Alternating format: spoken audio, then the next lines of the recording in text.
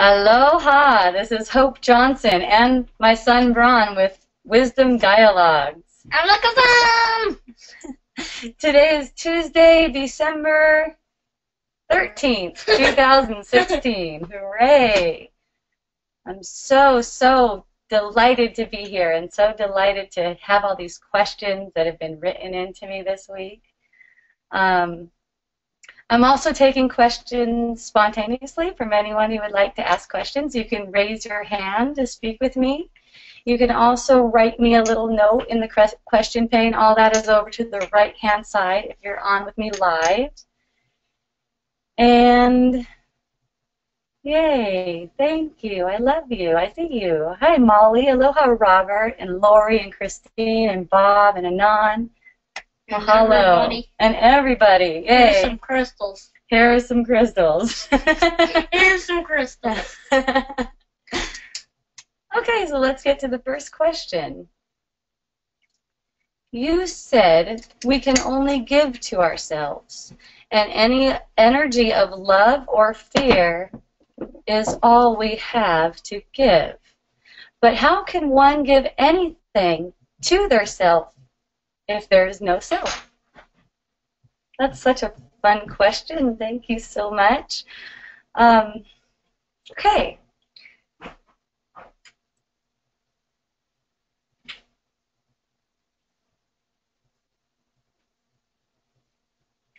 So basically, whenever a thought is offered in the mind, it arises within our view, within our vision. And whether or not we take that thought as true determines what's being broadcast from the energy body. Whatever is being broadcast from the energy body is exactly what's being impressed upon the subconscious mind. What's this for? A mirror. Oh, perfect. He brought a mirror. That can't be more perfect. Okay, let's put this down, though, because that's right in the view of the camera, okay? Okay. Thank you, sweetie. So, basically, we're looking in the mirror of This mirror. This mirror. We're looking in the mirror of all of the beliefs that have been taken as true. That's what's being seen. So whatever's being projected out, seemingly outward about that, because there's really no outward, is what's going as an impression in the subconscious mind and coming directly back. It's not even really coming or going anywhere. In fact, it could be felt instantaneously. So whatever it is, whatever we're communicating, whatever we're doing, if it's working or if it's teaching somebody something or driving a car or whatever, whenever we have an interaction, we're always sending some sort of vibration. And that's immediately felt in the energy body. Aloha, Lori. Lori just typed me a note, said hi to me. So it's like there's a sensation that the thought is showing in the body. And that's what's being basically projected and also felt right now. That's what's being impressed upon the mind. The mind who's writing all the stories.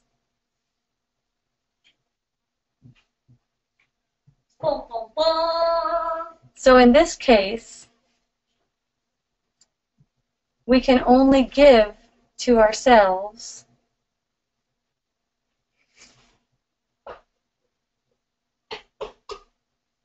we're giving to this structure of thought in the mind, which is the whole mind, and all the people that appear in the mind, and all the things that appear in the mind. That's ourselves.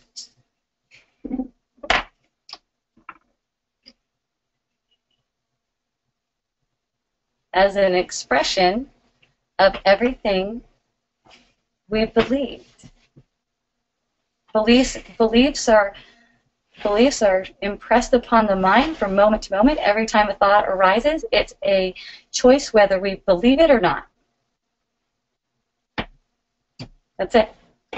We don't carry the past or the future or anything like that. A thought arises about the past or our future, and we might identify it with it in the moment. But that's never really sticking to us, let's put it that way, except by present moment belief. Okay. If anyone has any questions about that, please raise your hand. If you'd like to dialogue with me, just please let me know. I'm moving on to the next question. Dun, dun, dun. Dun, dun, dun. What is this energy being? Okay, well, let's just go right there. There's not an energy being like that. Energy is a subtle manifestation of thought. Thought is an illusion. Okay? We are aware of energy. We're aware of whatever's arising in the consciousness. So there is no energy being. I notice a lot of times people are referring to themselves as an energy being. That's just another identity. We're not anything that we can put an identity on, so put it that way. Are we born into it, or do we have a continuation into an energy body world and then die to something else? Okay? We're not born. We're not born. A structure of thought is born. It could say that an energy body takes on form like that. Energy body, again, being made of thought. Totally an illusion. Dun, dun, dun.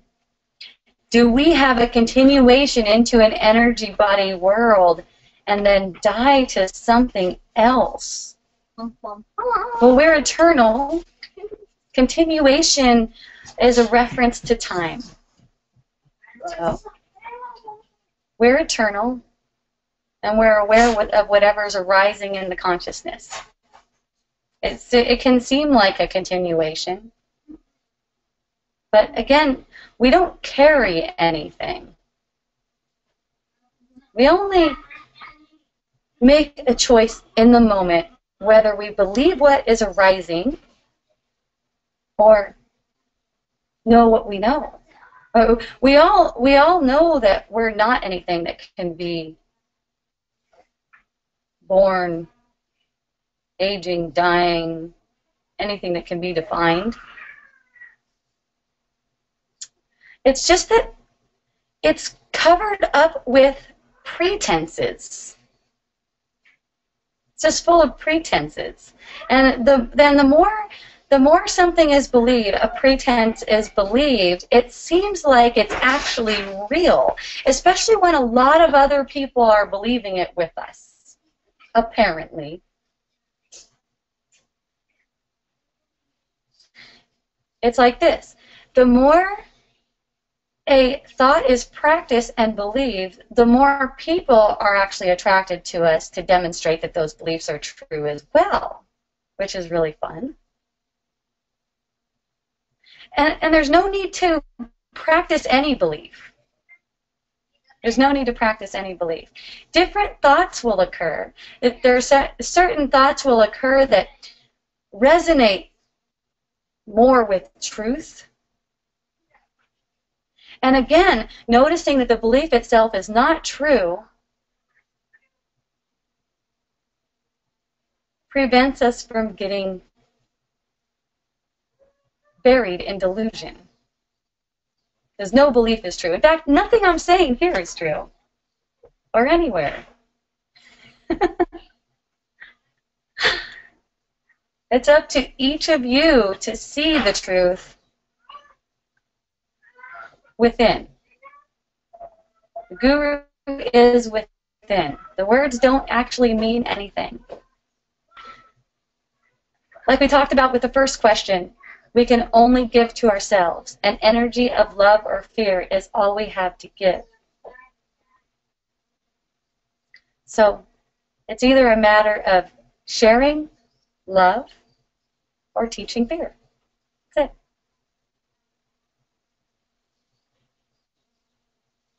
And I say sharing love because it has a power that's greater than belief.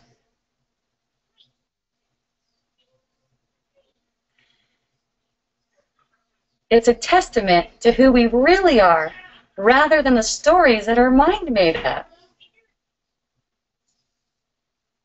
That's something that can be shared. If it's an energy that's trying to convince people that our beliefs are the truth, and it's really a needy, it's really a needy way of being, I guess, one way to put it. Because it needs other people to believe in order to make those beliefs real. I mean, that's basically what's going on. That's why if it's a belief we're holding on to and someone threatens the belief, we feel like we've been threatened, and that's only because we've identified with the belief. And that's going on right now. So as that trigger arises, or it feels like we need someone to believe, and they don't believe, and we feel threatened, all there is to do is see that. Seeing that is the choice. Covering up is also a choice. Covering it up is a choice for fear. As in pretending like that trigger isn't there, or that other person really needs to advance spiritually, or they need to wake up so they can see that what we're saying is true. Anything like that. Okay? That's an indication that a belief has been identified with. That's all. None of them are true. And none of them are worth that. None of them are worth going into trying to give someone the energy of fear. So it's like there can just be a backing off. Of course, no one can choose to back off. The choice is only to see, and maybe a backing off will happen, and maybe it won't. Maybe it won't at first, but then it will. Because every moment is a new opportunity. It's a new opportunity to choose again. Hooray. Hooray. Why does thought, feeling seem like a separate entity any different from the energy body? Great one. Thought, feeling. So thought and feeling basically one movement. Feeling is a subtle manifestation of thought. It's instantaneous. Okay. Why does it seem like a separate entity different from the energy body? I imagine because it just feels like it hits you. Almost like it came from outside. But the energy body is actually a projection of mind. So there's nothing separate. It just makes it seem like that. The energy body, it's like there's just this awareness of an energy body. It was basically sensations. And then all of a sudden, a thought and a feeling, boom, strike. Everything gets fast.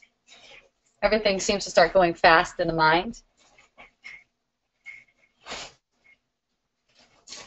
And it's all one movement.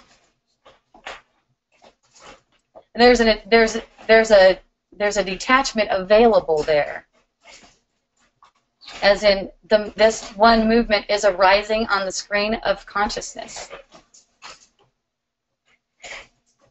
And it doesn't touch us. It doesn't define us. It doesn't change us. It doesn't teach us anything. It arises. And it's like an invitation to believe it. Or some, I've heard it called a temptation, too. Temptation. The thoughts like, don't I look attractive? Don't I look real? Wouldn't you like to identify with me? Okay? And what makes them look attractive is the feeling will seem like something's wrong.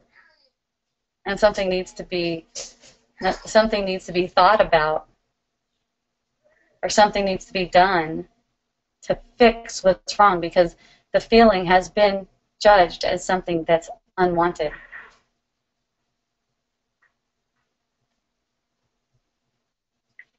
If we are unchangeable beyond and through, then is there really a being to have a belief? Great question.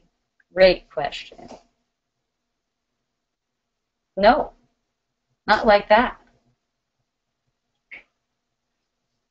It's not like we can hold anything. It's only in that instant a thought arises, and are we believing it? It's all us. What the subconscious mind is putting out on the screen is kind of like our wishes. Because it's like, if you believe that this thought is true, the subconscious mind goes, oh, okay, thank you, going in that direction. Okay? And a lot of the ways this is taken is to start believing good feeling thoughts and being afraid of the bad feeling thoughts. That doesn't work either. That's not what I'm talking about here. We're talking about seeing these beliefs. It's seeing that they are beliefs. Just that they are beliefs. Okay? No need to try to choose a different belief or anything like that. It's just see the belief and recognize that it is a belief. That's the detachment. Okay?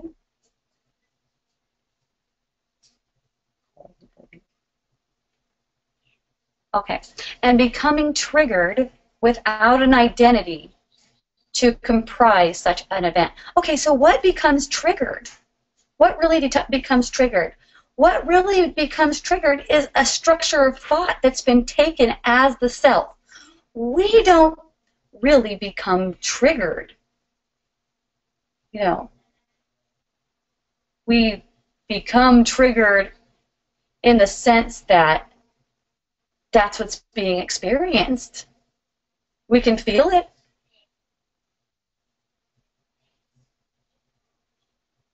But what's bringing that trigger up is, for one thing, it's a complete blessing. Because it's a mirror image of which thought is playing on our consciousness. What's pretending to be something we're not? That's what feels bad.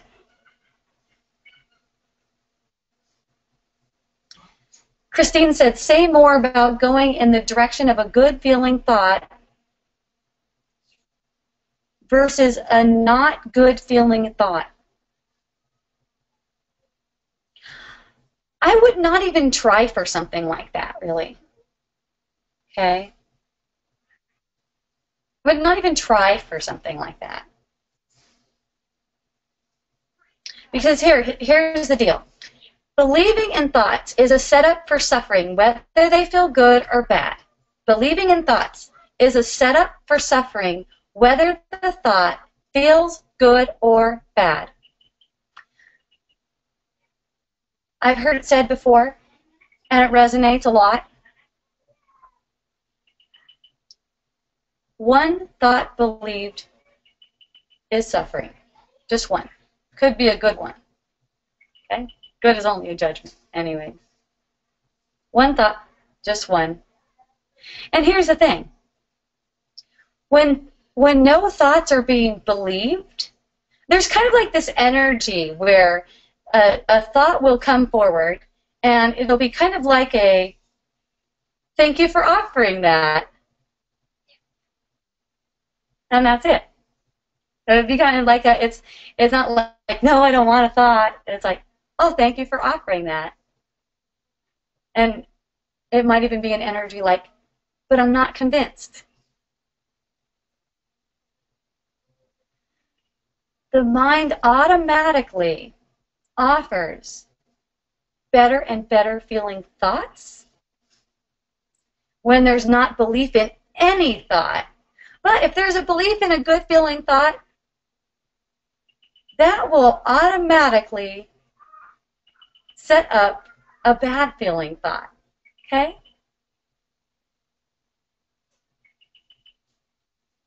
So what sends everything in the direction, what sends the mind in the direction of good feeling thought is just not being moved by thought. Basically keeping the attention on awareness, on what's aware of all thoughts. Okay? That's the choice. Is attention on the awareness of all thoughts, or is it on the thought? Okay? It's one thing to have a concept that the thoughts are just passing by. Okay? And it's quite another to know that they're passing by based on everything we've believed. Every impression that's been given to the subconscious mind is written as a story that's playing out on the screen of consciousness, including more thoughts. That's part of it too. Okay? And see, when we're choosing in accordance with the truth that we are, meaning we can't be touched by any thought, the thoughts get lighter. And as the thoughts get lighter, the projection of thought gets lighter as well. So this choice is still really nothing to do. Still really nothing to do, because it's all seeing. And part of the seeing is seeing that there is a choice being made. There is a choice being made. And for the most part, it's totally unconscious. Because the thought arises, and it's just believed. Just automatically. Unless there's willingness to see that it's just the thought, and it doesn't have any power, except the power that we give it. See? Okay. Oh, this is a good one. This one gets me excited. Okay. Who's the us that the thought occurs to? And who's the we that allows the thought to come and go? Isn't that a separate self? Isn't this all just happening? Great.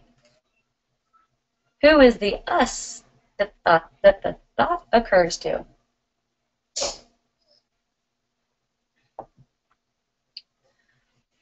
Well, us in this way is unmoving, unchanging, changing, kind of like a microcosm of awareness. A microcosm is like one part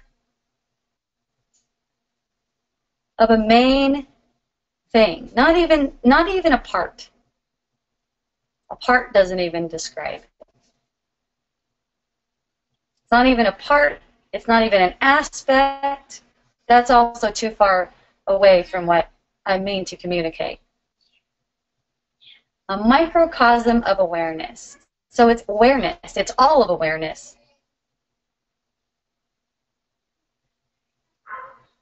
Witnessing one particular point of view in the instance. All of awareness. All of us are all of awareness. Each of us are all of awareness. Okay? And who's the we that allows the thought to come and go?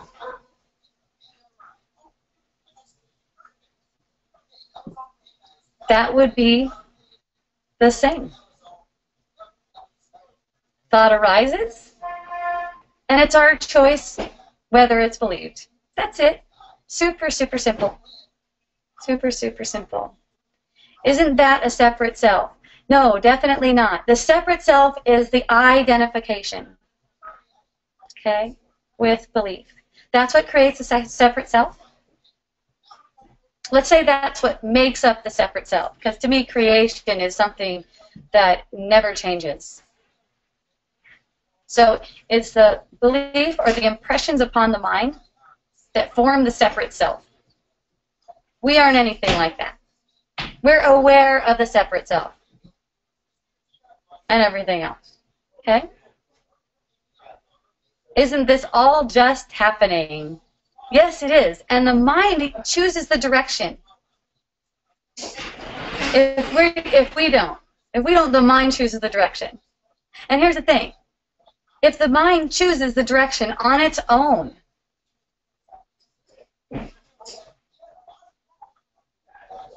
it chooses a miss. It chooses a mistake. It makes us into something that's limited, more and more and more limited.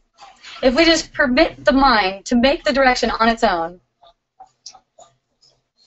we're made out to be very limited. And that's where it's gone so far, obviously, because we all can say that we perceive bodies that age and die. Okay? That's fake. It's false. It's a series of very foolish choices that brought on this illusion. Not one bit of truth to it. And it's a series of very wise choices that will deliver us from it. Okay? Isn't that fun?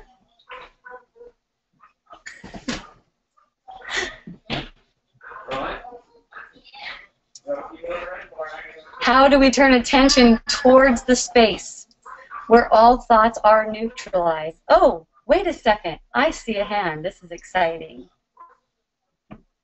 Yay. Aloha. Aloha. Hi, Lori. Hi there. Okay. Aloha. That last one was mine. And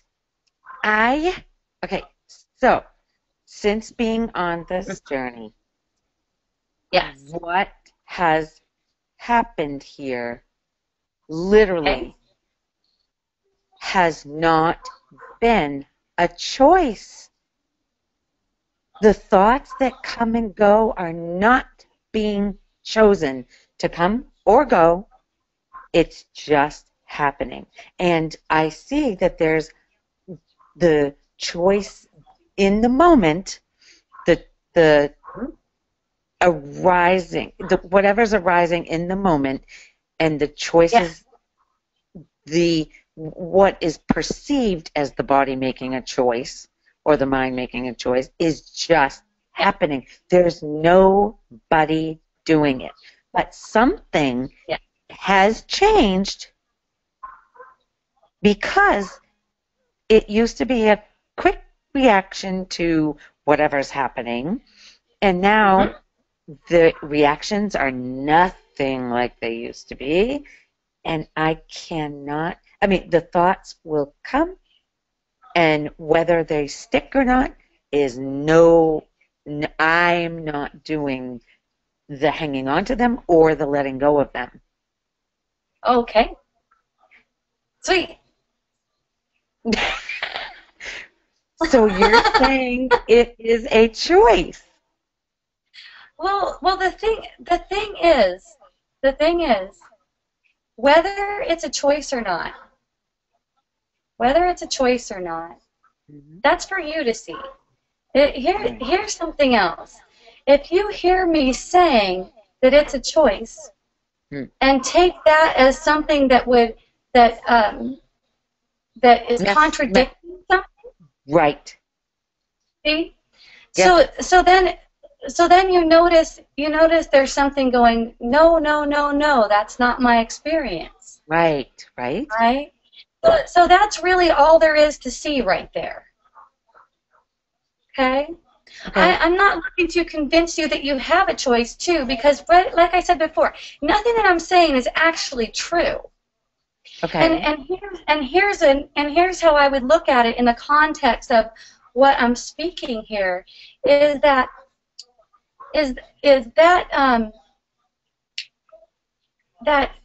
that movement toward just seeing that these thoughts are all happening Yes. is a choice. Okay? That movement, that motivation toward that, because there is the choice to say no, no, no, just no, no, no, just ignore that. You know, here's a story that you might be able to relate to. When I Yeah. was a little girl, I had a thought arise in my mind that said, everyone's doing everything for me. Right? Mm-hmm. Okay.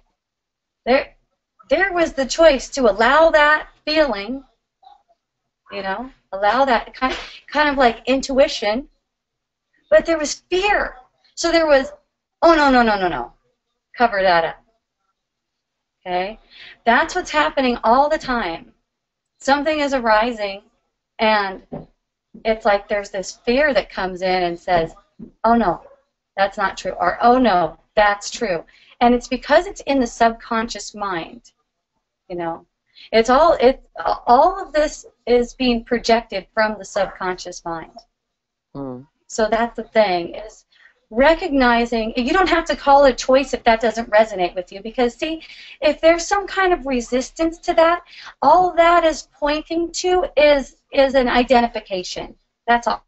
It's a belief If that's there's some being kind held on to. Right. It's like, and see, the held on to part is also something that's not really pointing that much to the truth, because there's nothing to really hold on to it.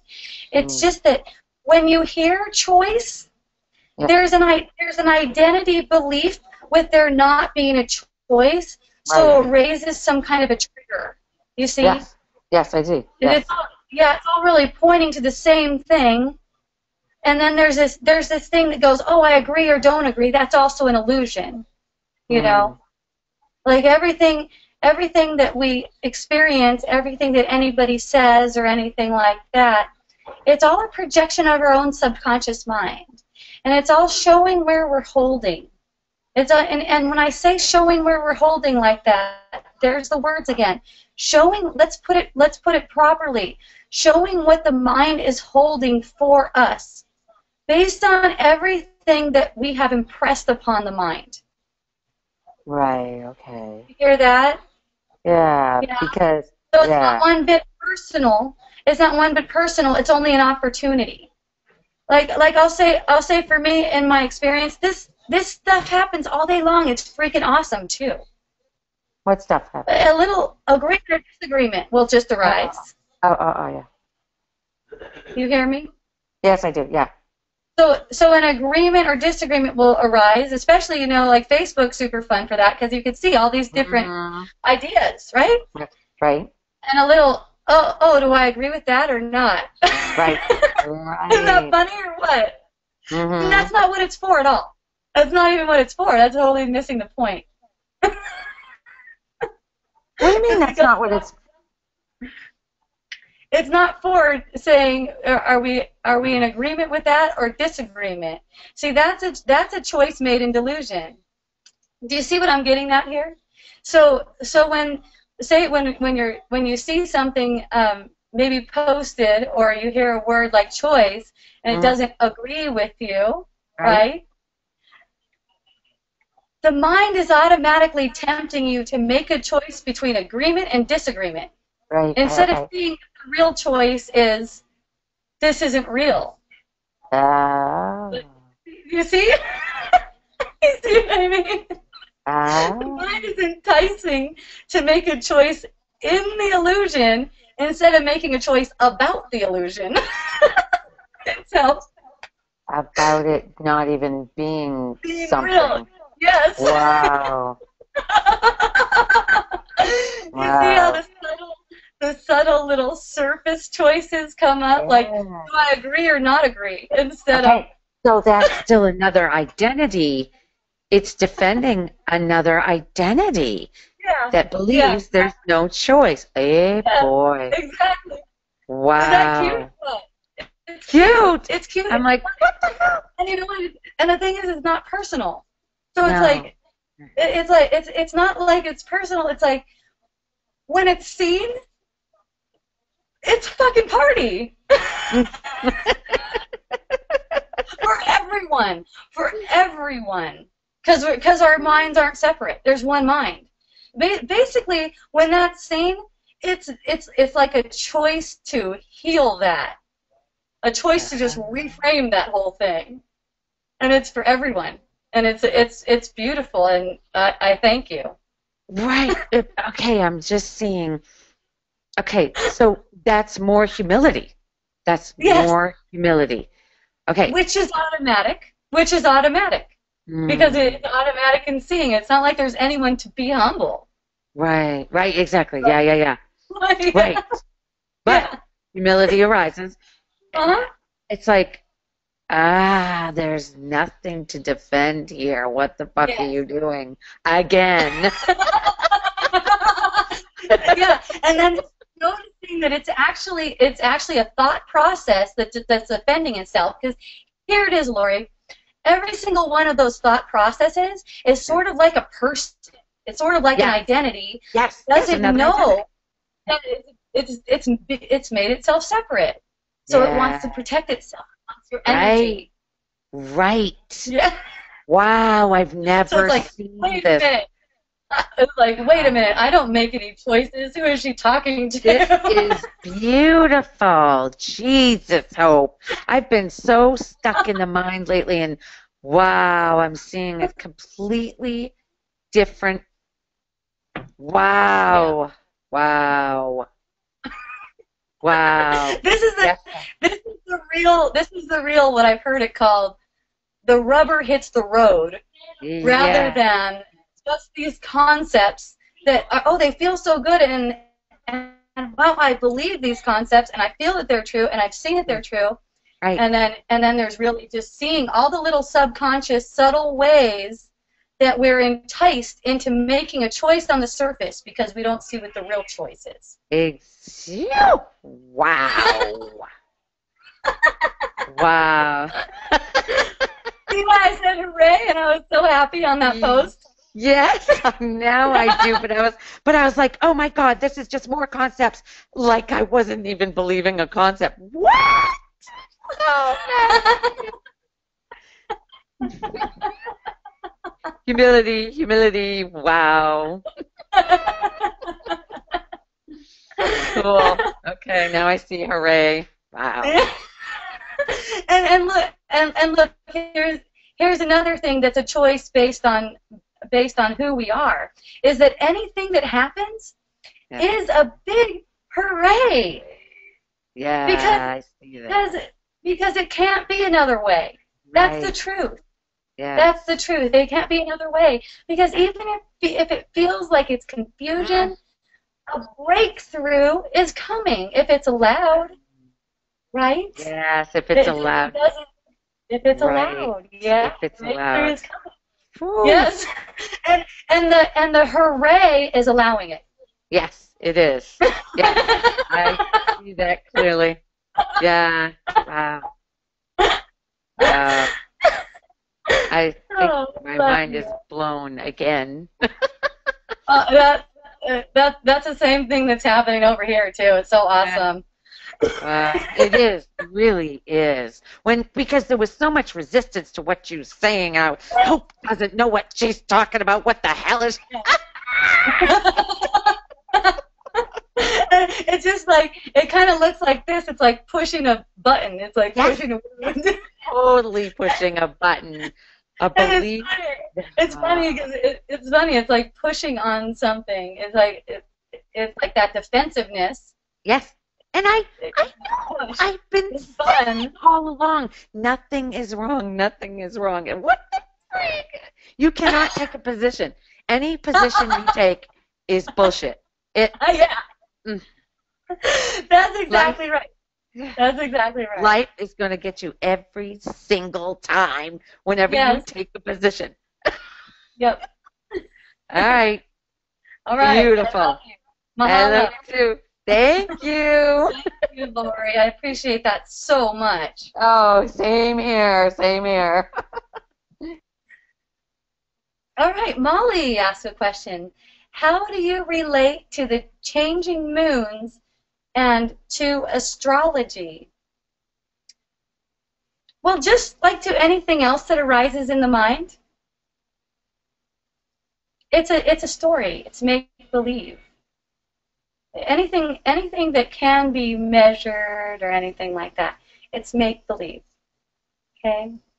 It's belief that the sense of self is built upon.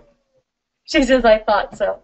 It's belief that the sense of self is made out of, and it's belief that this astrology system is made out of.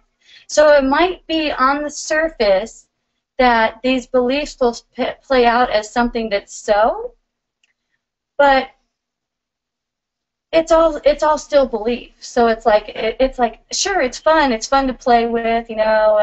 I've had my astrology done, both Vedic and Western, and it's fun. It's kind of like eating a really good meal, enjoying some food. That's also a belief. So yeah, it's fun. I'm not sure what else to say about that. If anyone else wants me to elaborate, please just let me know. I have another question here. Oh, I didn't really go to this one. How do we turn attention toward the space where all thoughts are neutralized? Well, the space where all thoughts are neutralized, I would say, is like the space of love. So it's just accepting whatever's arising, sort of like when a thought comes. I said this before, but I'll say it again because it's fun to say. When a thought comes, it's like, oh, thank you. Thanks for the information. And maybe an energy like, but I'm not convinced by it. Something like that. The words aren't important. You can probably feel what kind of energy that is. It's kind of like an appreciation, but not a buying in, as if they're true, because they're all for play. Hooray. Hooray. Okay, so how can I attract people who will honor their agreements? I love this one. Yay! I see this all the time. It's so much fun. People get into relationships, or they have relationships, or maybe they live in a community and they have these meetings and they get together and they say, okay, here's what we agree to do. Basically how we agree to act. Okay? I'll act like this, and you'll act like this. And then when our projections meet, it'll be comfortable. So that's not real. There's nothing real about that.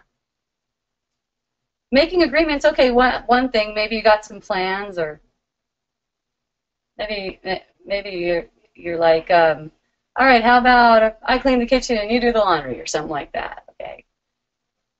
But the thing is, wanting someone to honor their agreements is the setup for suffering. Just wanting someone to honor their agreements. It's one thing to make an agreement. What wants them to honor their agreements is fear. It's a fearful thought pattern. So there's where that choice comes in again, is just to see what wants them to honor their agreements, because it's like we want what's real. We want to know what's going on. We don't want to try to make some pretenses. We want to know what the subconscious mind is holding for us. And we're going to be able to see that if people are just allowed to be who they are. If we're trying to cover it up with, I want someone to honor their agreements, for one thing, what's going to happen is meeting a lot of people who don't honor their agreements. And there's some people that do, you get both. But then the ones that don't honor their agreements, they're subject to a bunch of judgment and stuff like that. Or I should say the subject of judgment. But it's like the energy body from where it's projected is really what's receiving that judgment. And that judgment is going as an impression in the subconscious mind. So, how can we attract people that honor their agreements is not really give a rat's ass whether they honor their agreement. That's what's funny. That's kind of like what I see. In my experience, it's what I see. Because I don't mind what people do. I don't mind. Maybe I had an appointment with them and they didn't show up. Maybe they owed me money and they never paid me back. None of that shit is real. I don't care. I don't mind. I'm gonna get whatever is necessary, and whatever I need. That's what my reflections are going to reveal. So it doesn't matter. It doesn't matter what they do. And what I find is that letting people just be who they are and letting them show me whatever it is that needs to be seen. A lot of really sweet, honorable people seem to show up in my experience.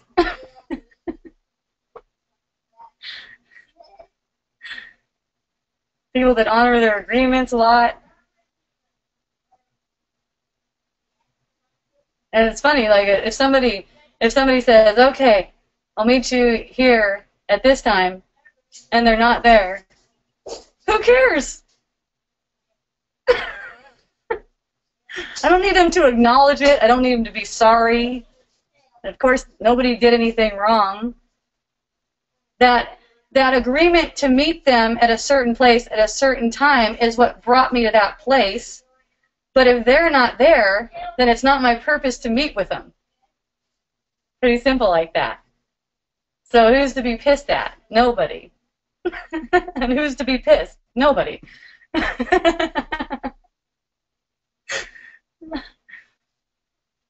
So I've come to the end of these questions that I have written down. If anyone else has any questions or would like to speak with me, please raise their hand. I have a few minutes, so there's something fun I'd like to share, and I see my daughter Akea is on here, and Gail, aloha Gail, and Phoebe and Kathy. I see you've come on while I was talking. Aloha.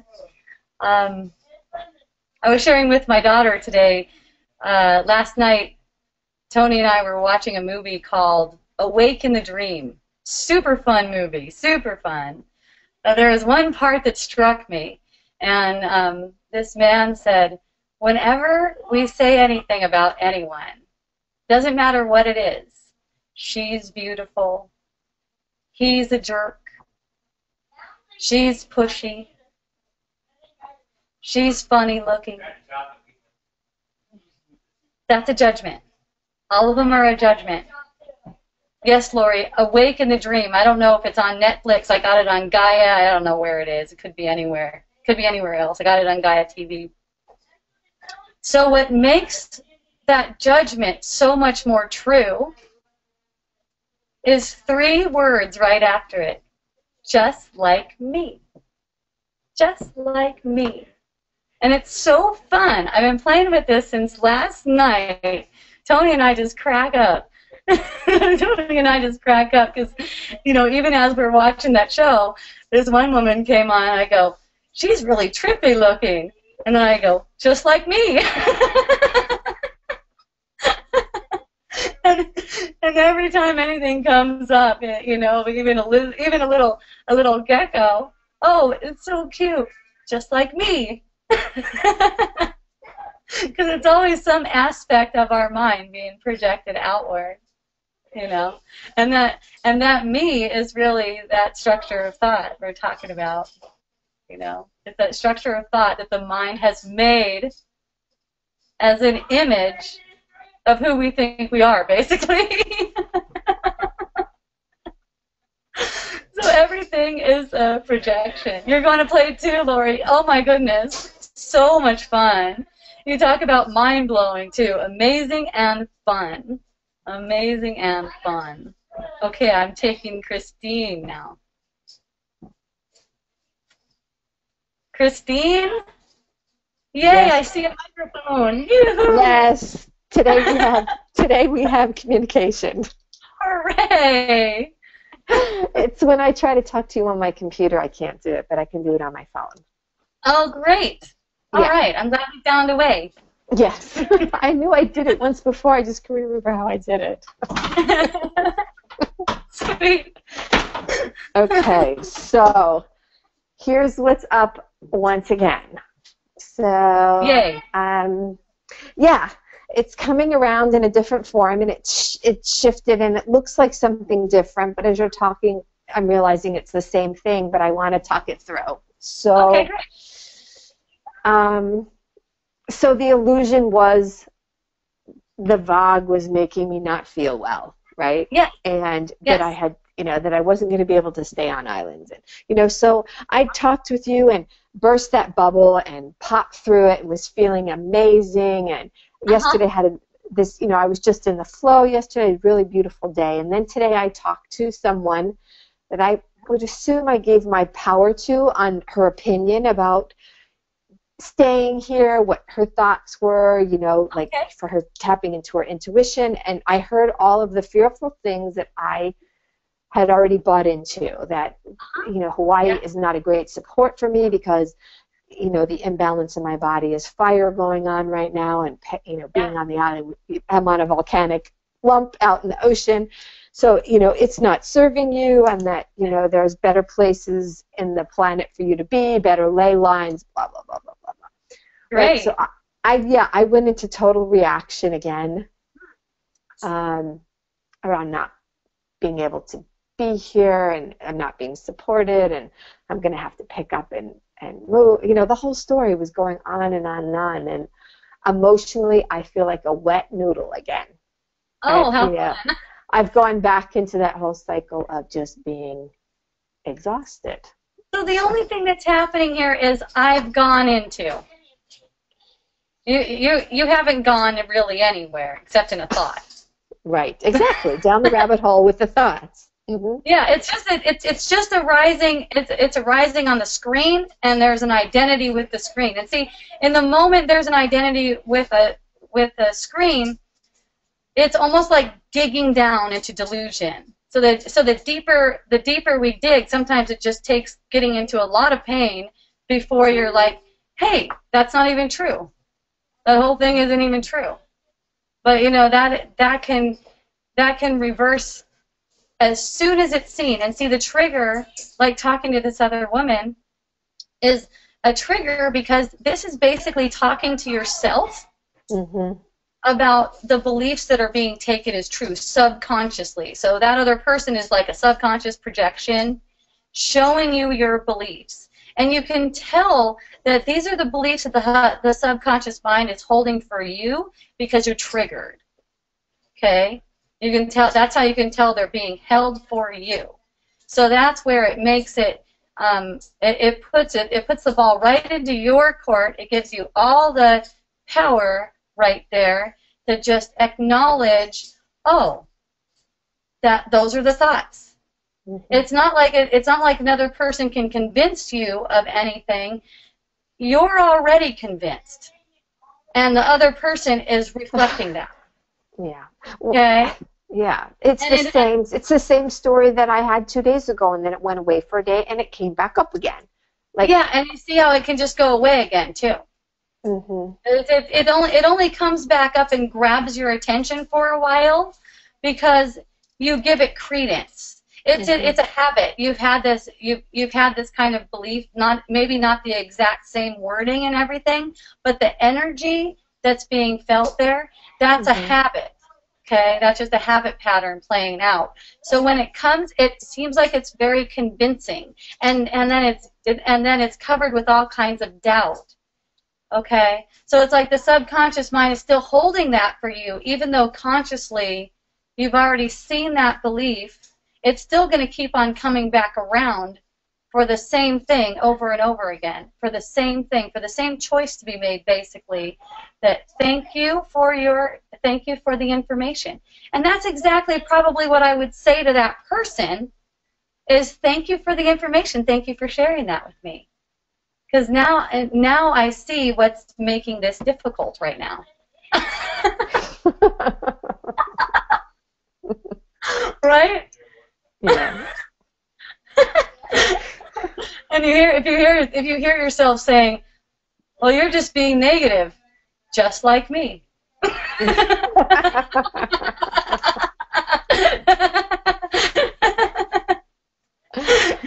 even that me, that's not personal, right?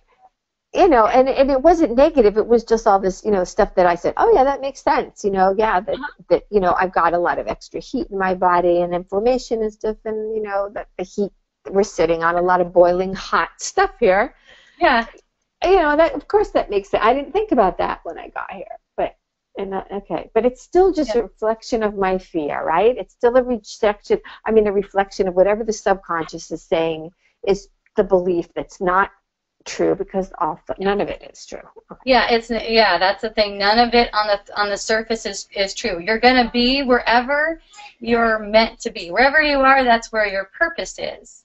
Wherever you find yourself, let's put it that way. You don't really go anywhere. The scenes just change.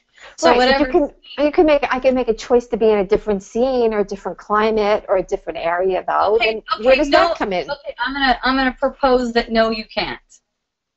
What? Okay. Yeah. That's the illusion.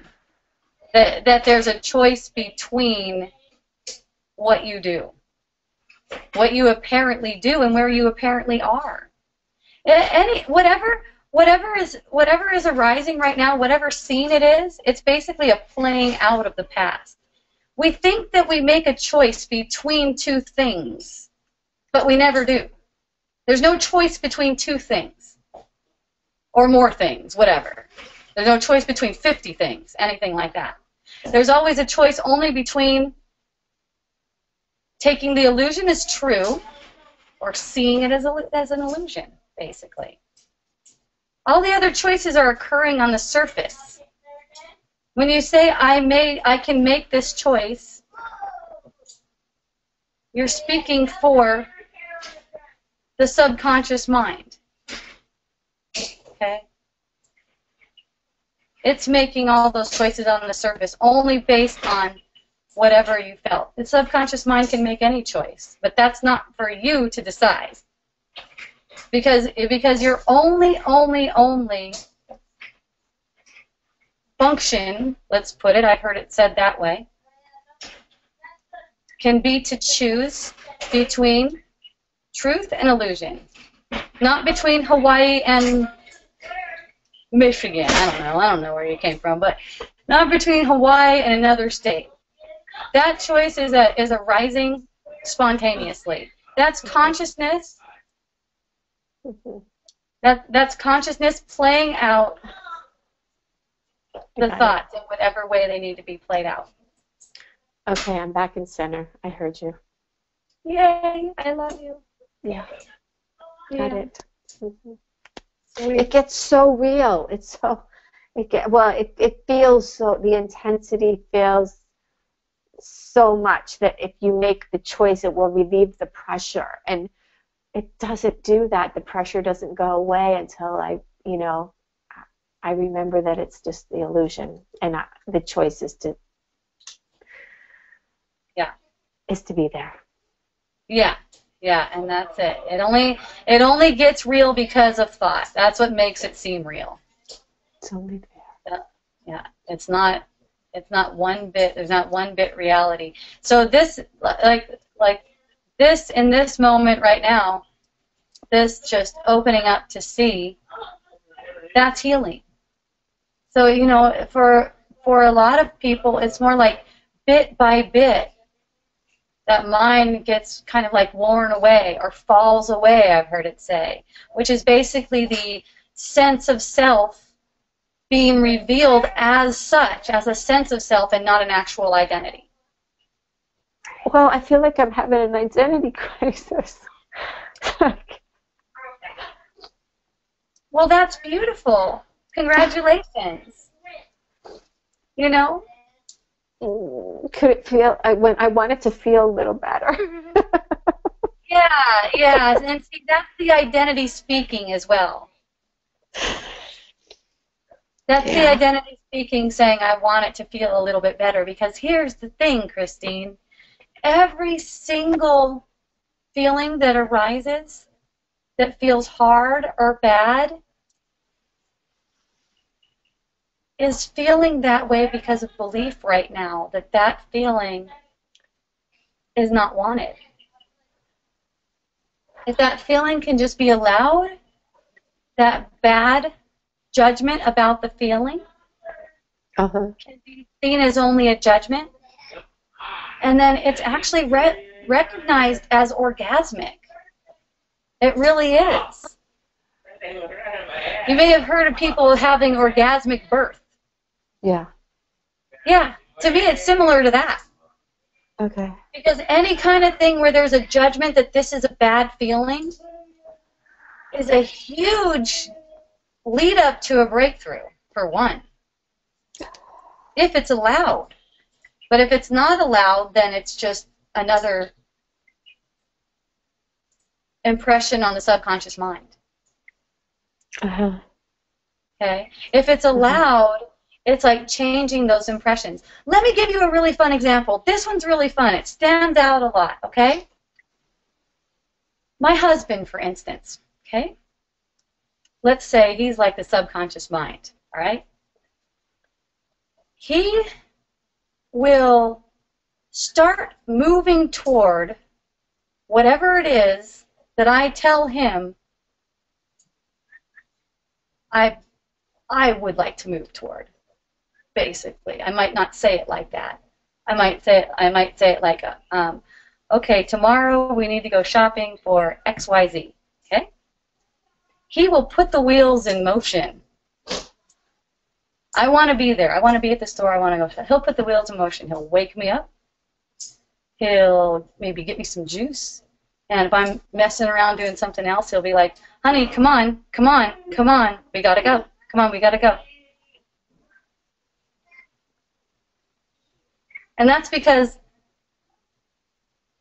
I was the one who said I would like to go there. But maybe in that moment, I'm like, you know what, actually, I don't want to do that, or maybe I want to do that a little bit later. And what used to happen, because we've been together for a long time, is I would get annoyed with that. I'd be like, God, he's so pushy and bossy, and I don't even want to do that anymore. Maybe won't even remember that I said I wanted to do it.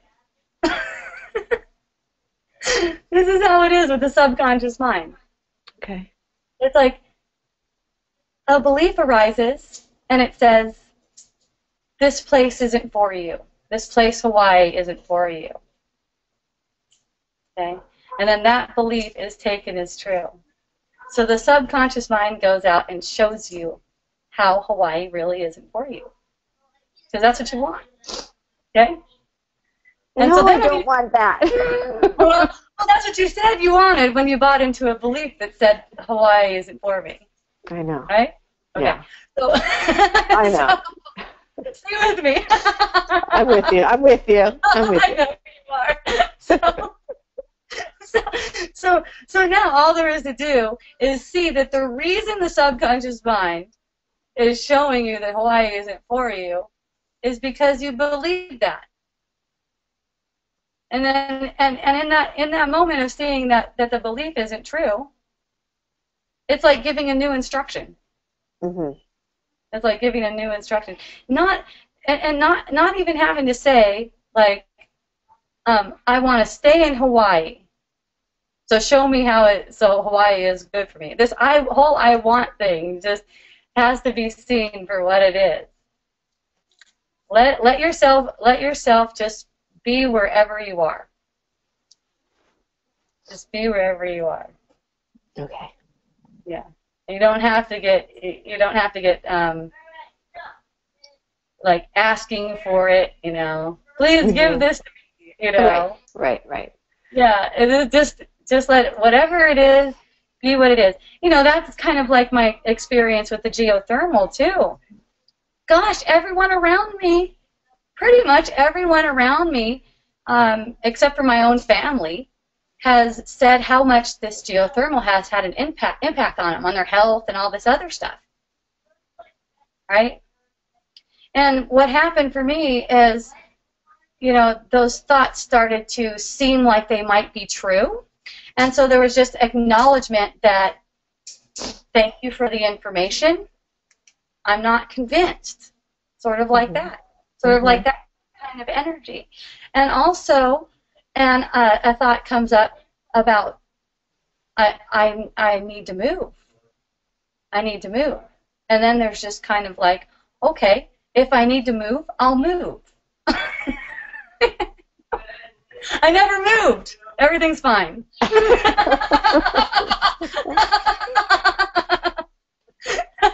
that great or what? Okay. Or I never appeared to move. Let's put it that way. Uh-huh. So it's different if you're moving through a reaction or if you're moving because of what arises, right? So yeah, I get it. Yeah, because all the moving any moving is going to happen on the surface. I've even had people come up to me with very fearful energy, and it's so beautiful because it's like that person is reflecting a part of my mind that's fearful about the geothermal. Mm-hmm. So great, thank you for that information. And that's kind of like, I had one woman come up to me some years ago and said, I can't believe someone who seems as spiritually tuned in as you are would live next to the geothermal. And I just said, oh. Oh. Thank you for that information. Yeah, and then she went on to tell me about all of the bad things that she went through with the geothermal. Basically, it almost killed her. According to her story, it almost killed her. So I just thanked her for sharing that whole thing, and I went and then I gave her a big hug and everything, and went away, and then she came up to me a little bit later and she said, I just want you to know that you are totally safe wherever you are. Wow. And I'm like, I know. Thank you for confirming that.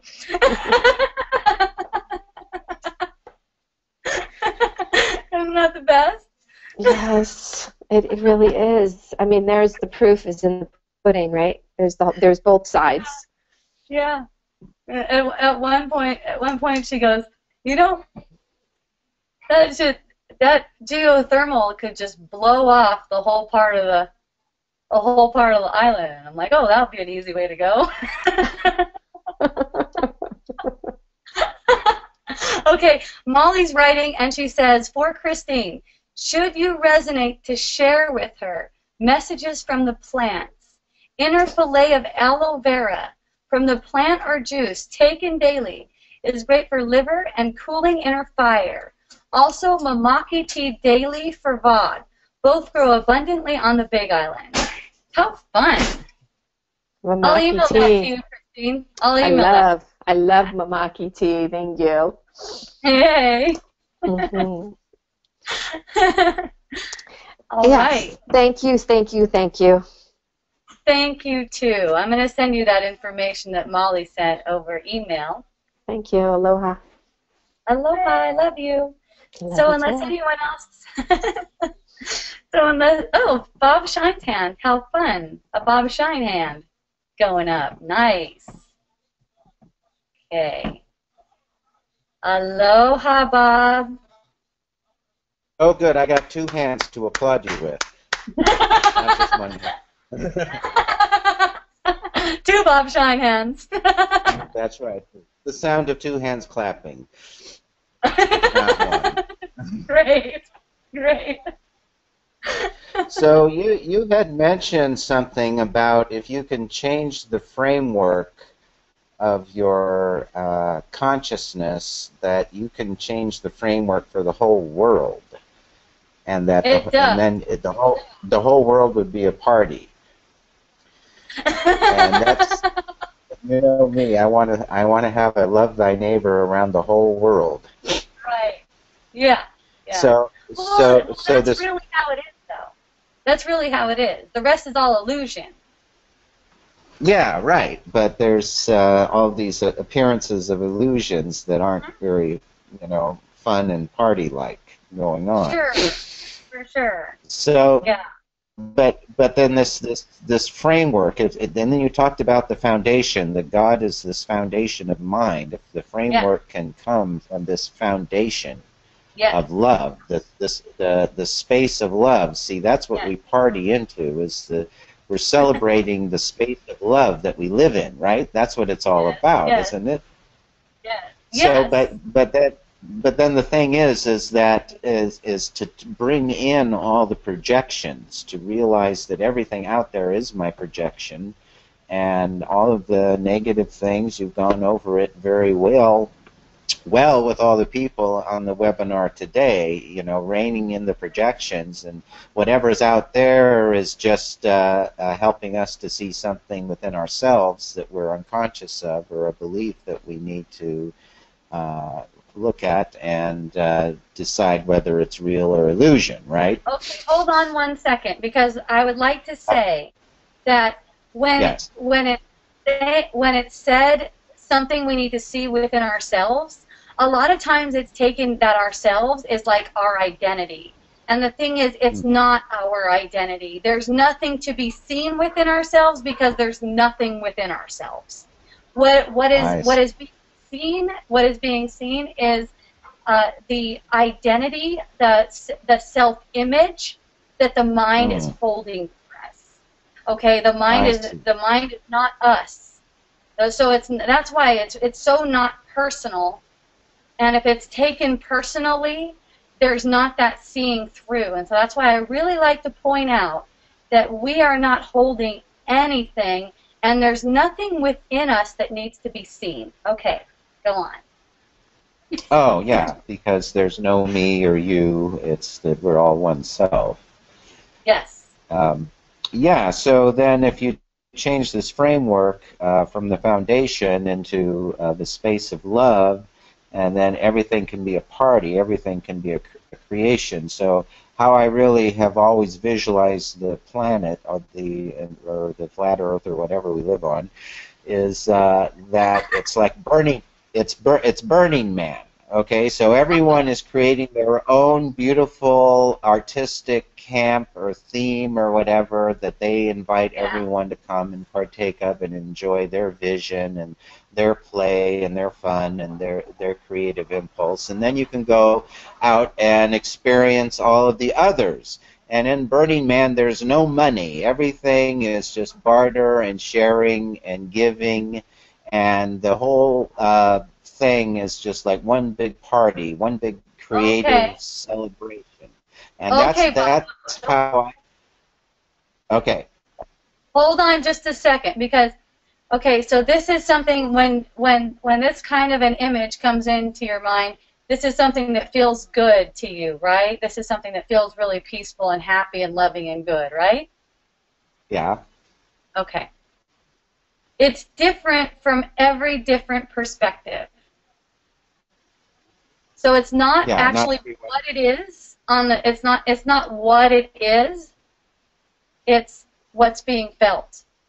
And it's like when that's being when that feeling is being felt of this whatever it is that toots your horn, let's say, when that feeling is being felt, it is giving an impression to the subconscious mind that it's possible.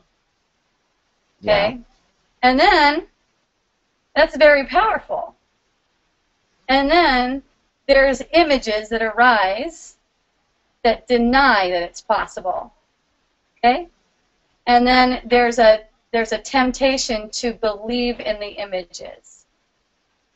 And that's what prevents that from being made manifest, not necessarily as the thing, but as the feeling.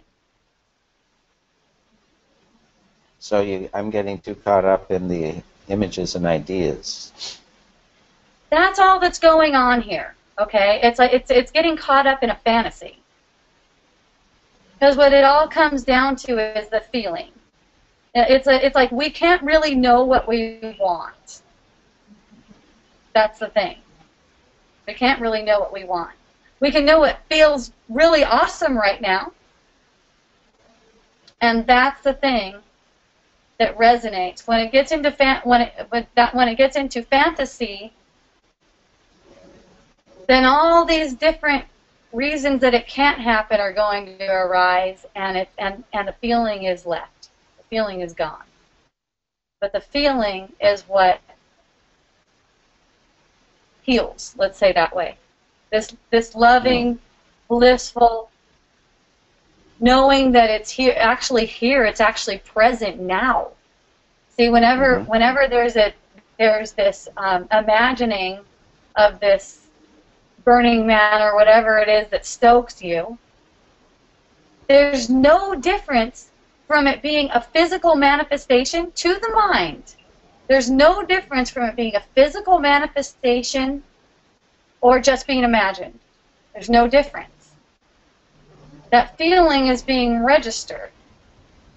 And the projection is a compilation of all the feelings that have been registered.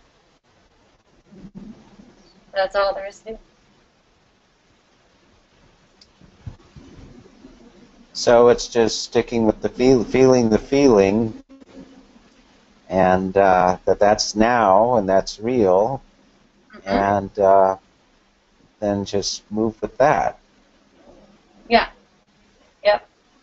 Because notice when there's this idea that it has to be a certain ideal, like an ideal arises, then what life is going to show you is that there's all kinds of resistance to making that happen. Because it's like when an ideal like that arises, it's like, how can I reframe this so I can get that? And it's not really like that. The reframing is more like seeing that whatever was believed isn't true. That's what reframes everything. Okay. So all that I was talking about is just my belief about what I think is going to be great. What you think is going to be great, yeah, exactly. And that's not true. So when you think it's going to be great and you believe it, there's a thought believed right there. Just one. One is all it takes. Right. Yeah, it's just for fun.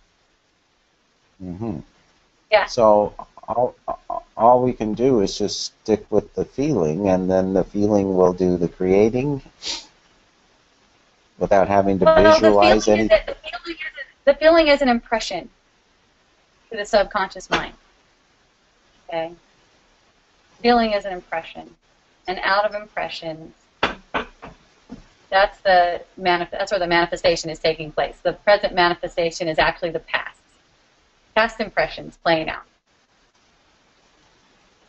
That's all. But it's the feelings that generate the impressions, not the thought or the imagination so much. Well, the feeling, yeah, the feeling is also a thought. It's a subtle manifestation of thought. So when thoughts are generated. yeah, there could be conflicting beliefs. Okay, like the belief that I want this thing, this Burning Man picture, this Burning Man image. I want this thing. The belief that it's not already present. That's also a belief. Because if you're experiencing it, and if you're experiencing it, it's present. You don't have to be experiencing it as a physical manifestation for it to be present. Okay? And then the belief that there are forces in the world that can stop it.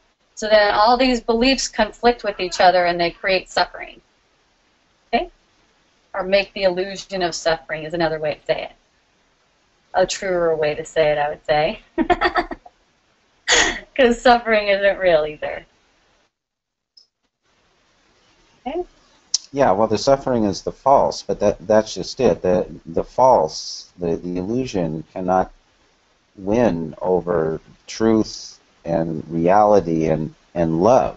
That love is, the shadow cannot overtake the form that the shadow is projecting. Yeah. It looks like the shadow's over there and it has power over me, but it's, once again, the shadow is just a dark projection of yourself that looks separate, just like looking in the mirror. You see these animals that look in the mirror and they're afraid of them, or they want to play with them, or they want to fight them. Yeah. They don't realize it's them. Yeah. So that's the same kind of thing. Yeah. Right. So that seems to be the basic foundation of life, really. That this is the fundamental ground that we think that there's something out there that's influencing us, when everything that's out there is just our projection that is trying to illuminate us about ourselves, or our apparent selves. And there are beliefs and ideas and programming, conditioning, and that we need to, I don't know. I'm afraid to say anything because I know I'm not going to say you're going to say that I'm incorrect. So is that really what I'm saying? Oh my goodness. Oh wow. Well, but I just get tangled in the words, It just after a while the word just feels like an entanglement. Yeah, well, I don't know what I'm going to say. What I mean to do is illuminate the doubt that's going on. Okay, yeah, Help see, because there's a lot going on there when someone says something. For the most part, these are just beliefs being put out there, and so it's like it's not only the words, but the energy of how it's shared. There's an energy of how it's shared, and so what I can pick up on it a lot of the times is when someone is basically repeating some concepts, and it's not really it's not really coming from intuition. It's coming from memory. See? And so that's why I'll find myself saying, wait a minute, look over here. Wait a minute, look over here. Because the memory of these spiritual concepts is great, but it's not going to really be helpful until there's actually seeing. The seeing has to be there. The seeing of it. The seeing where the subconscious mind is hiding something. Okay? And then these concepts actually become experience. And then there's conviction. When they're offered and when they're spoken, then there's conviction. They're not being spoken from a memory of spiritual concepts or an energy. Here's another energy that I see, trying to grasp the spiritual concepts. Sometimes I'll see just this repeating of spiritual concepts, and it's like trying to convince ourselves that the spiritual concept is true. So what I mean to do when that happens is to just point the awareness back toward what's intuitively known. What's intuitively known. You see? That's all it is. It's never saying that you're saying it wrong, because whatever you say, that's an opportunity for something to be revealed every single time. And there's no one there. See, that's the other thing. It's not personal. And here's another thing, is that I cannot be also above you or ahead of you or more enlightened than you or anything like that. Whatever I say to you, I say to myself. There's no difference. The conversation that we're having, we appear to be having on the surface, is a communication between an aspect of ourselves. Ourselves meaning in this situation right here, the self-image that the subconscious mind is holding for us. Okay? It's a part of ourselves having conversation with itself. There's not a me to say that Bob is wrong like that. It's not like that. Okay? And if I were saying from my point of view that Bob was wrong, I would say just like me.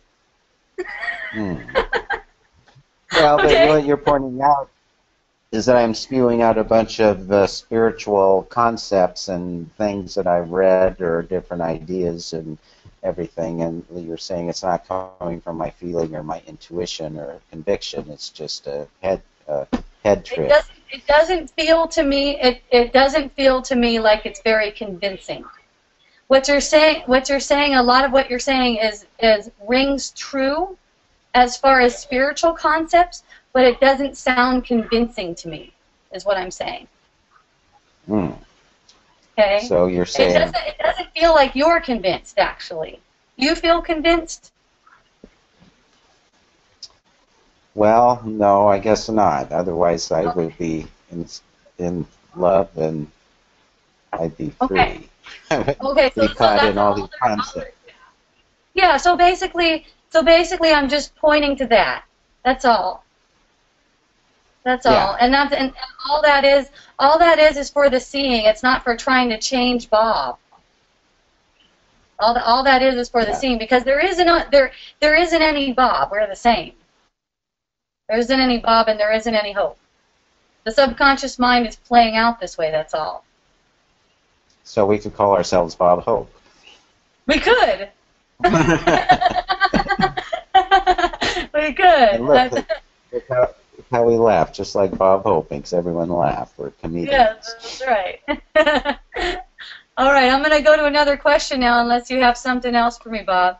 Oh, no, thank you very much. I'm glad you have another question. I love you. Thank you. I appreciate you. I love you so much.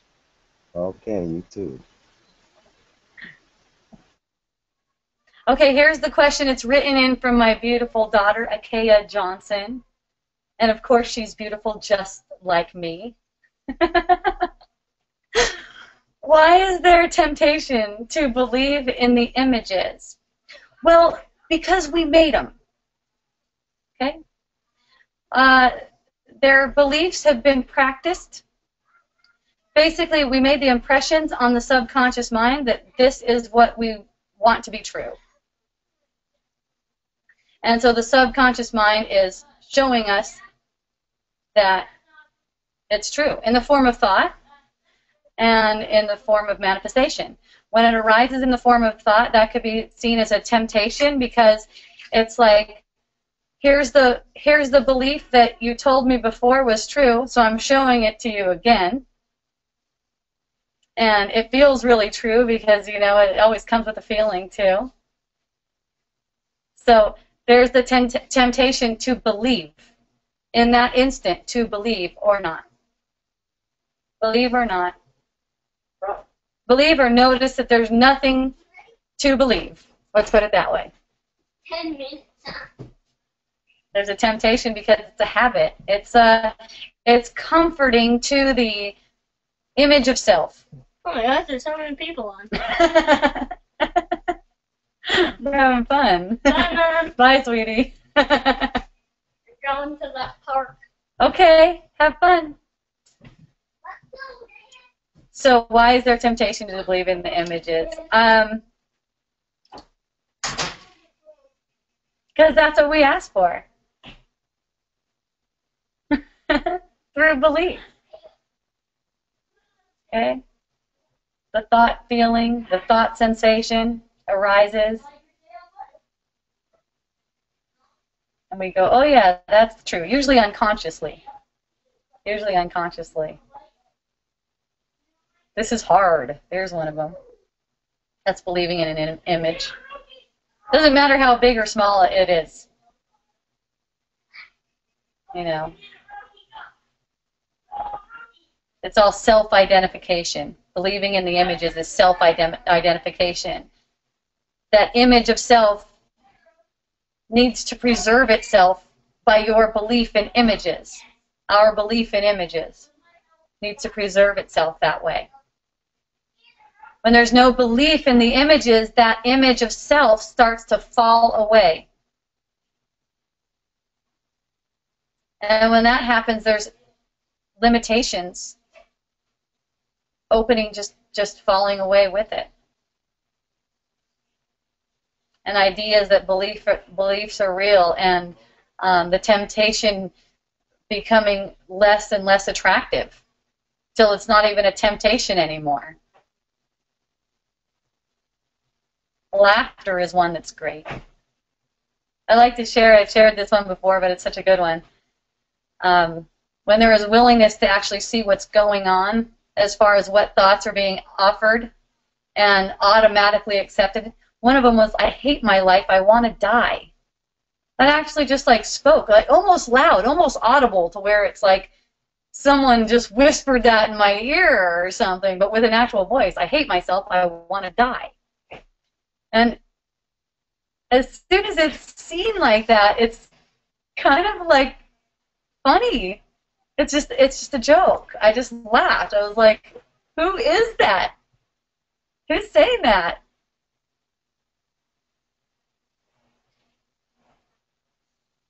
It's not having any power anymore.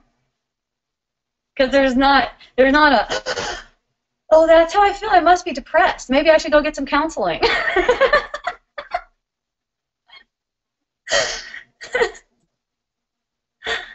No, it meant nothing about me. And it was seen that it meant nothing about me.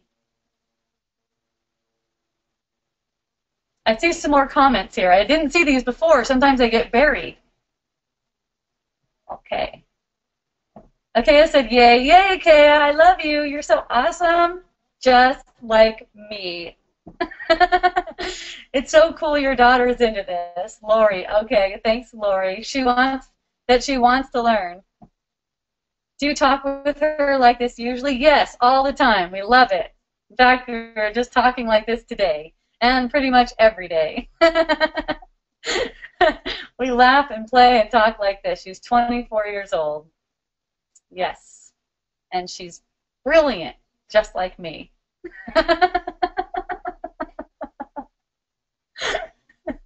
Some of the things that she says are like will instantly blow my mind. It's so great. So I'm like, wow, I never even looked at it that way, and that's just so enlightening. And I find the same thing with so many of you too. I really appreciate you, and I really appreciate you coming on Wisdom Dialogues. Thank you so much. It's such a pleasure to share with you. really appreciate all the interactions and love you so much. Thank you so much. And before I go, I'd just like to say that we sell essential oils. We have a company called Miracle Botanicals, miraclebotanicals.com. We are so, so, so delighted to offer the essential oils that we have found to be the most beautiful in the world. The aromas just totally resonate with us, the energy of them. We're always sending them love and what we call Reiki, which is basically just heart energy, connection, and appreciation for all of our customers. We have a great selection, and I think we have great prices too. So check it out, miraclebotanicals.com. And I'll see everyone next week. Or you'll see me and I'll see your names. I'll see everyone next week. Same time next week, Tuesday at 3 p.m. Hawaiian time. And I love you so much. Aloha, mahalo, nui, loa. Oh, wait. There's so many more questions. We're staying.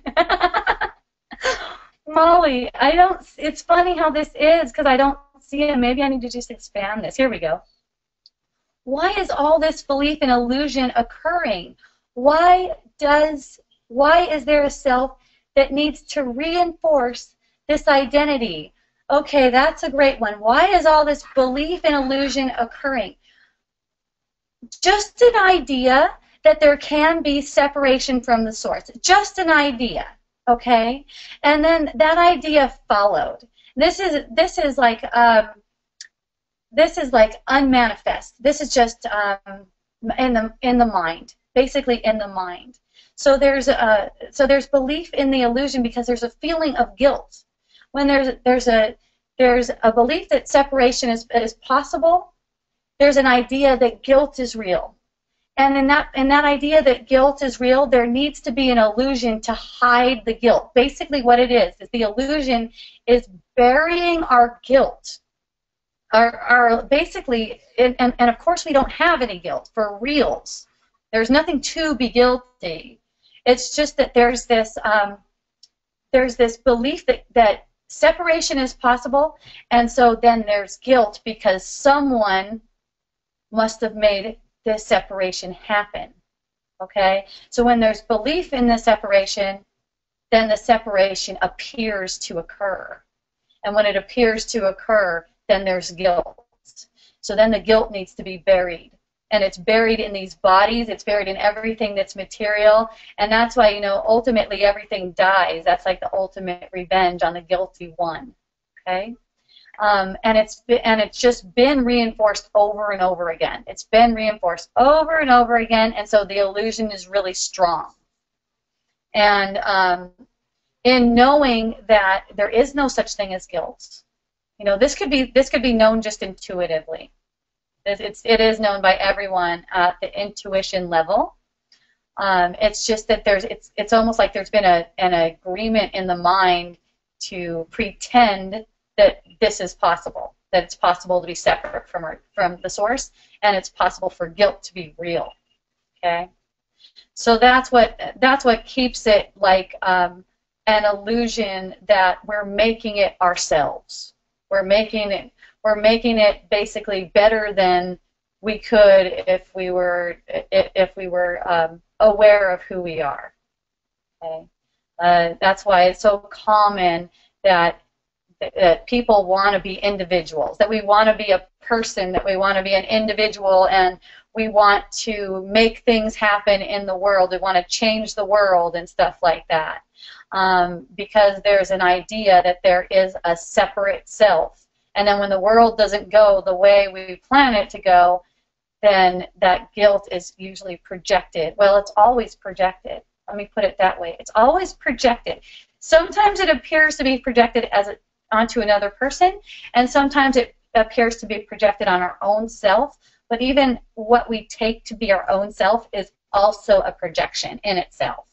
So it doesn't really make a difference where it's projected, but we'll see this guilt present itself, And that's the temptation to make that guilt true again by believing in it or just see right through it.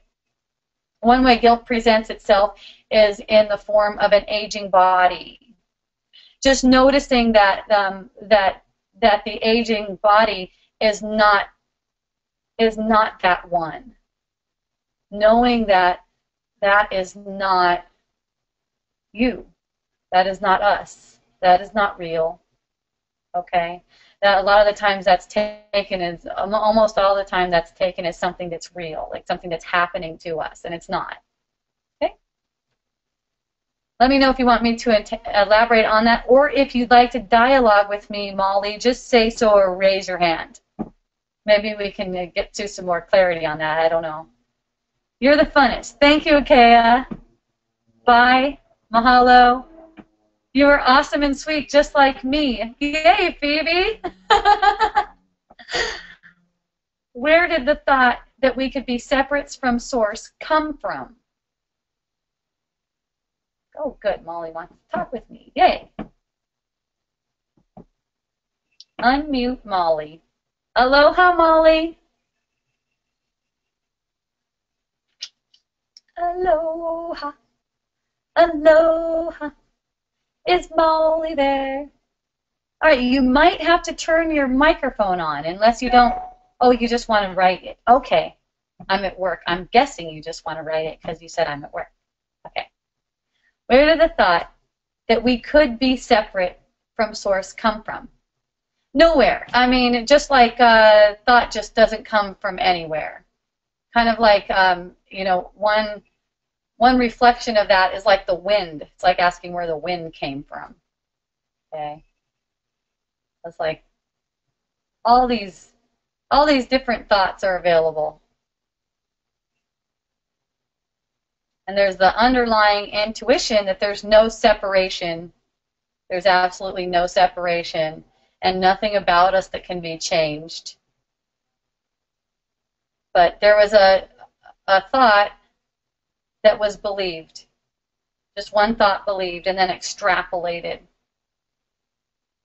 That main, that root thought is separation.